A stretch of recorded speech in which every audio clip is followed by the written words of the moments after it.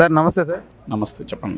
ఈసారి విజయవాడ సెంటర్లో ఎవరు వస్తారనుకుంటున్నారు? విజయవాడ సెంటర్తో పాటు ఈ స్టేట్ మొత్తమే వైఎస్ రాజశేఖర రెడ్డి ప్రభంజనంతో జగన్మోహన్ రెడ్డి అన్ని సీట్లు గెలిపించబోతున్నారు.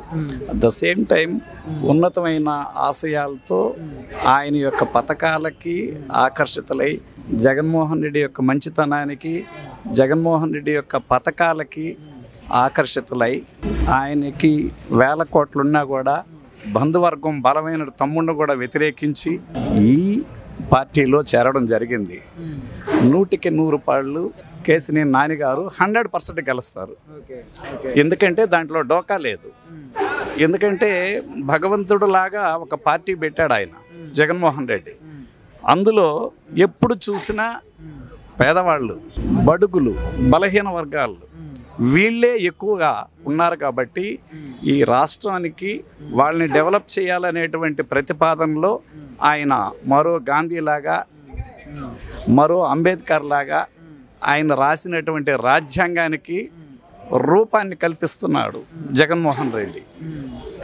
గాంధీ కలలు కన్నాడు కానీ కొంతకాలం ఆయన పూర్తిగా జీవించలేక మరణించినాడు. ఆయన ఆశయాలకి జీవం పోస్తా ఉన్న వ్యక్తి జగన్మోహన్ రెడ్డి.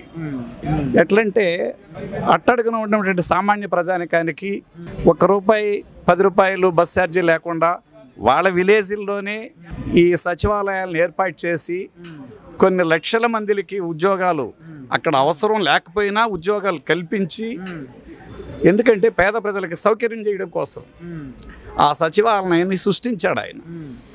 పేదవాళ్ళు దూరాభారం పోకుండా, అన్న ఆహారాలకి అల్లాడకుండా, టీ కాఫీ సమస్యలు లేకుండా, రూపాయి ఖర్చు లేకుండా వాళ్ళు డెవలప్ అవ్వాలా, వాళ్ళకి సౌకర్యాలు కల్పించాలా అనే అభిప్రాయంతో గాంధీ ఆశయాలకి మెరుగుపరిచి ఆ సచివాలయాలను ఏర్పాటు చేశాడు. ద సేమ్ టైం అంబేద్కర్ ఏం రాశాడు?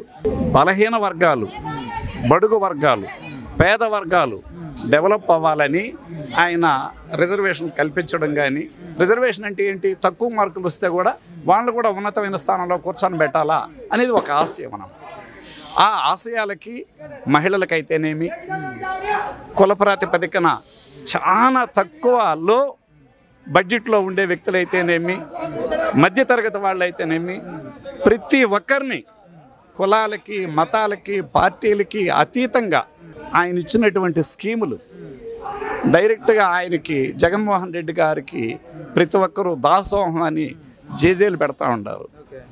ద సేమ్ టైం మీ అనుభవం కానీ నా అనుభవం కానీ, ఒక కుంటివాడిని, గుడ్డివాడిని, ఒక పేదవాడిని, ఒక ముసలామిని, ఒక వికలాంగుల్ని సేద తీర్చి దగ్గరుండి తాకి పలకరించిన సీఎం ఇంతవరకు ఎవ్వరూ లేరు.